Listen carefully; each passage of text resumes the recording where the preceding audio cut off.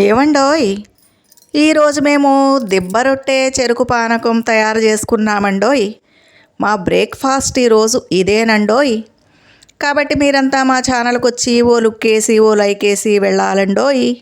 గోదావరి జిల్లాల్లో ఈ చెరుకు పానకం చాలా ఫేమస్ అండి. గోదావరి జిల్లాల్లో అనేక రకాల పంటలు పండుతూ ఉంటాయి. వాటిల్లో ఒకటి ఏంటంటే చెరుకు తూర్పుగోదావరి, పశ్చిమ గోదావరి జిల్లాల్లో చాలా ఎక్కువగా పండిస్తారండి. మరి ఆ చెరుకుని రసంగా తయారు చేస్తారు. మీ అందరికీ తెలుసు కదా చెరుకు రసం.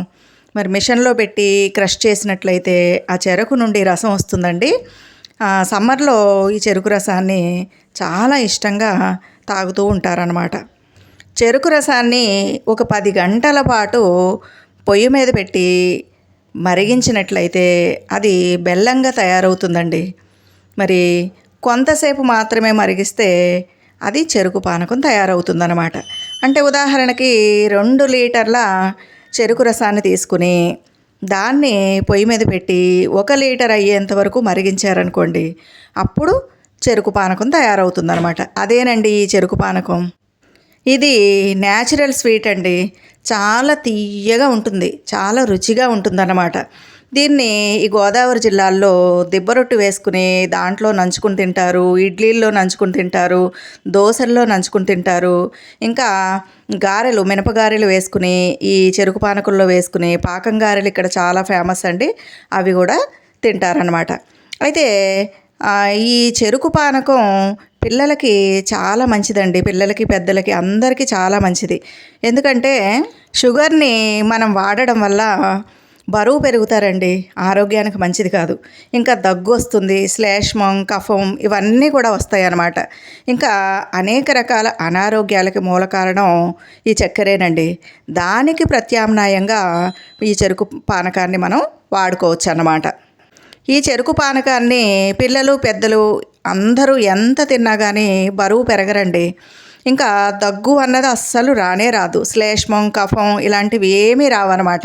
ఎందుకంటే ఇది ప్రకృతిలో సహజ సిద్ధంగా దొరికినటువంటిది కాబట్టి దీంట్లో అన్ని పోషకాలే ఉంటాయి, సుగుణాలే ఉంటాయి అన్నమాట. కాబట్టి తీపి ఇష్టపడేటటువంటి పిల్లలు, పెద్దలు అందరూ కూడా దీన్ని ఆహారంలో ఒక భాగంగా చేసుకున్నట్లయితే మరి ఆ తీయదనం వల్ల వచ్చే అనారోగ్యాల బారిన పడకుండా మనల్ని మనం కాపాడుకోవచ్చు అన్నమాట. ఈ చెరుకు పానకాన్ని ఇక్కడ బెల్లం బట్టీల వద్ద తయారు చేసి బాటిల్స్లో పోసి అమ్ముతూ ఉంటారండి. ఒకవేళ మనం ఇంటి దగ్గర తయారు చేసుకోవాలి అనుకుంటే కనుక చెరుకు రసాన్ని మనం బయట నుంచి తెచ్చుకొని దాన్ని సగం అయ్యేంత వరకు మరిగించుకుంటే చెరుకు పానకం తయారవుతుందండి. దాన్ని చక్కగా బాగా వేసవకాలం ఎండలో ఎండబెట్టేసి ఆ తర్వాత దాన్ని మనం బాటిల్స్లో నింపుకొని ఫ్రిడ్జ్లో పెట్టుకుంటే సంవత్సరం అంతా కూడా నిలవ ఉంటుంది. పిల్లలకి పంచదార బదులు దీన్ని పెట్టచ్చండి. మరి బెల్లం కూడా ఆరోగ్యానికి మంచిదే, కానీ 75% మంచిది, 25% దానివల్ల కూడా కొంచెం తేడాలు ఉంటాయండి. అందువల్ల ఈ చెరుకు పానకాన్ని మాత్రం నిరభ్యంతరంగా సంవత్సరం అంతా కూడా పిల్లలు, పెద్దలు అందరూ కూడా వాడుకోవచ్చు. కాకపోతే డయాబెటీస్ ఉన్నవాళ్ళు దీన్ని తినకపోవడమే మంచిదండి. ఎందుకంటే దీంట్లో ఫైబర్ అనేది ఏది ఉండదన్నమాట. అందుకని తొందరగా బ్లడ్లో కలిసిపోతుంది. ఈ చెరుకు పానకం ఏంటంటే గ్లూకోజ్ లాగా పనిచేస్తుందండి.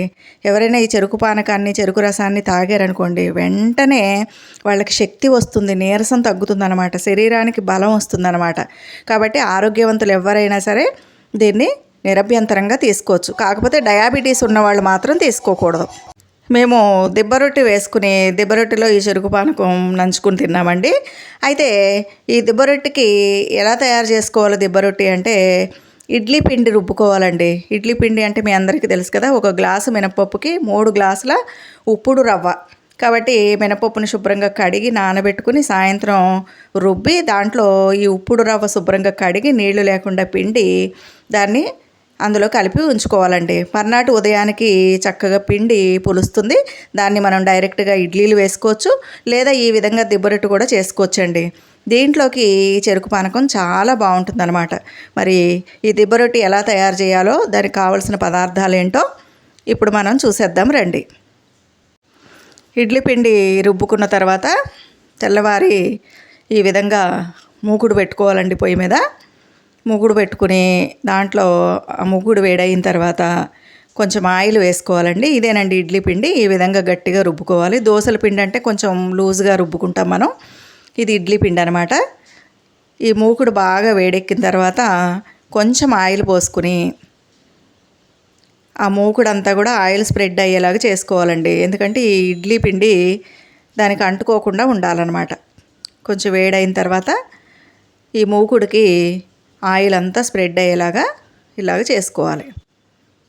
తర్వాత ఈ మూకుడు బాగా వేడెక్కిన తర్వాత, నూనె వేడెక్కిన తర్వాత మాత్రమే పిండి వేయాలండి. ముందే వేసేస్తే దానికి అతుక్కుపోతుందన్నమాట. ఈ విధంగా చేసుకోవాలండి. చూసారు కదా, ఇలా ఆయిల్ మొత్తం అంతా స్ప్రెడ్ చేసినట్లయితే ఈ పిండి మూకుడికి అతుక్కోకుండా ఉంటుందన్నమాట. దీంట్లో ఇడ్లీ పిండి వేసుకోవాలి.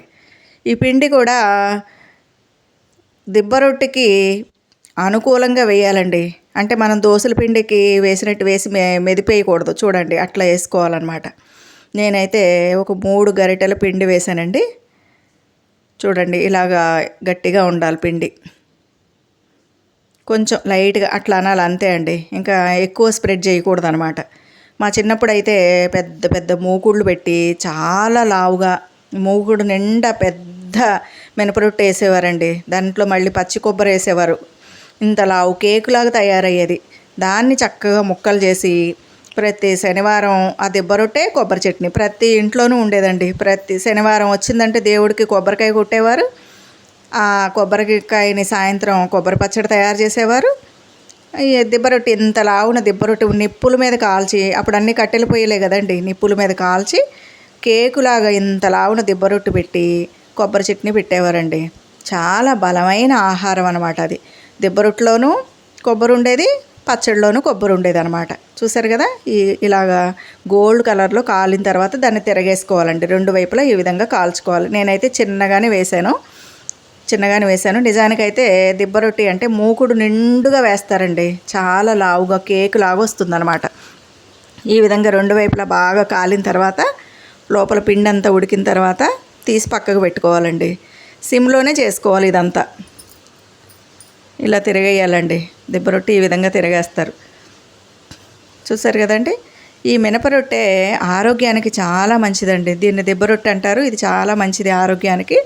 మా చిన్నప్పుడు, ఇప్పుడంటే అన్ని రకరకాల టిఫిన్స్ తింటున్నారు కానీ మా చిన్నప్పుడు అయితే దిబ్బ రొట్టె చాలా ఫేమస్. కొబ్బరి చట్నీ, దిబ్బ రొట్టె ప్రతి శనివారం ప్రతి ఇంట్లోనూ ఈ టిఫిన్ ఉండేదండి. ఇలా తయారు చేసుకోవాలి.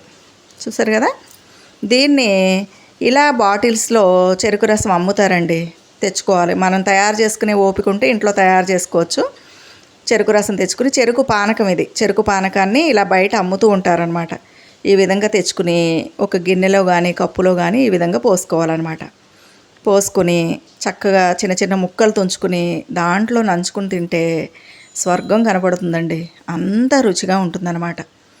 ఈ గోదావరి జిల్లాల్లో మీరు ఏ హోటల్కి వెళ్ళినా కానీ తప్పనిసరిగా అక్కడ దిబ్బ రొట్టె ఉంటుంది, ఈ చెరుకు పానకం కూడా ఉంటుందండి. చాలా ఫేమస్. ఇది తెలియని వాళ్ళంటూ ఎవ్వరూ ఉండరు ఇక్కడ. ఎందుకంటే ఈ 2 కూడా ఆరోగ్యకరమైనవే. మినపరొట్టె ఆరోగ్యానికి చాలా మంచిది.